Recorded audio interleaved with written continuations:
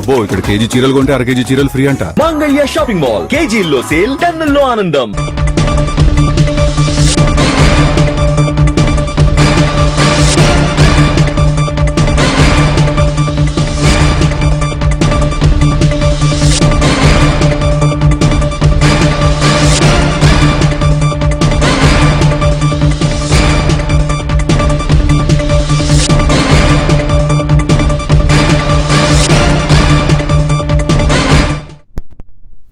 మాజీ మంత్రి మల్లారెడ్డికి బీఆర్ఎస్ కార్యకర్త రాసిన లేఖ సోషల్ మీడియాలో వైరల్ గా మారింది.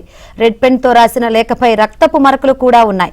పార్టీ కార్యకలాపాలకు దూరంగా ఉంటూ మల్లారెడ్డి కాంగ్రెస్ కార్యక్రమాల్లో కనిపిస్తుండటంతో కార్యకర్తల్లో అసంతృప్తి వ్యక్తమవుతుందని లేఖలో పేర్కొన్నారు. లక్షలాది మంది కార్యకర్తల విశ్వాసాన్ని మల్లారెడ్డి దెబ్బతీస్తున్నారని లేఖలో రాశారు.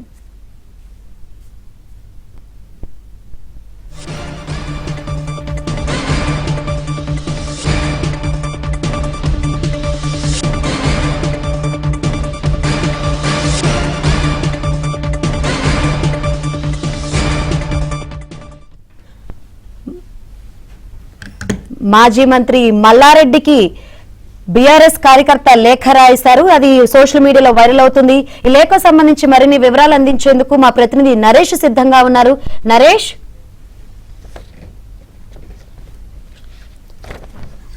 ఒక కార్యకర్త లేఖ రాయటం సంచలనంగా మారింది. ఆ లేఖ సోషల్ మీడియాలో కూడా వైరల్ గా మారింది. ఈ మధ్య కాలంలో మల్లారెడ్డి వ్యవహారం మీద ఆ పార్టీలో తీవ్ర అసంతృప్తి వ్యక్తం అవుతుంది. ఇందులో భాగంగానే ఒక కార్యకర్త రాసిన లేఖ సైతం ఇప్పుడు చర్చాంశంగా మారింది. ఆ లేఖ మీద కొన్ని రక్తపు మరకలు కూడా కనిపిస్తున్నాయి. సో ఈ లేఖలో ప్రధానంగా మల్లారెడ్డి సొంత పార్టీ కార్యకర్తల మనోభావాలను దెబ్బతీస్తున్నారంటూ కూడా ఆయన విమర్శించడం జరిగింది.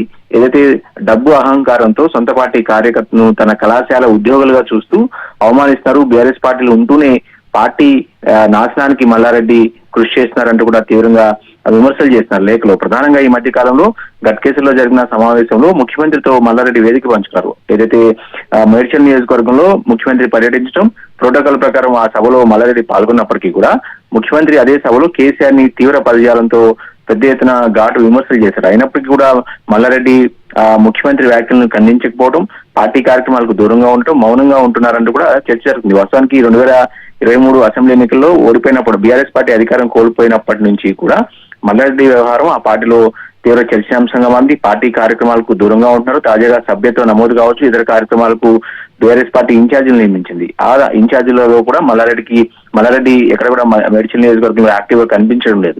సో ఈ నేపథ్యంలోనే ఆయన పార్టీ మాట్లాడంటూ కూడా పెద్ద ఎత్తున చర్చ జరుగుతుంది. ఇంకొక వైపు కార్యకర్తలు సైతం మల్లారెడ్డిని పార్టీ నుంచి సస్పెండ్ చేయాలి, అలాంటి వారిని కేటీఆర్ నమ్మటం వల్లే పార్టీకి డ్యామేజ్ అవుతుంది, ఇలాంటి వారిని పార్టీ నుంచి సస్పెండ్ చేయాలంటూ కూడా సోషల్ మీడియాలో పెద్ద ఎత్తున ఆయనకు వ్యతిరేకంగా పోస్టులు కూడా పెడుతున్నారు. చూడాలి, ఈ కార్యకర్త రాసిన లేఖ ప్రస్తుతం సోషల్ మీడియాలో వైరల్ గా మారింది. దాని మీద మల్లారెడ్డి ఎలాంటి వ్యాఖ్యలు ఎలా స్పందిస్తారో చూడాలి.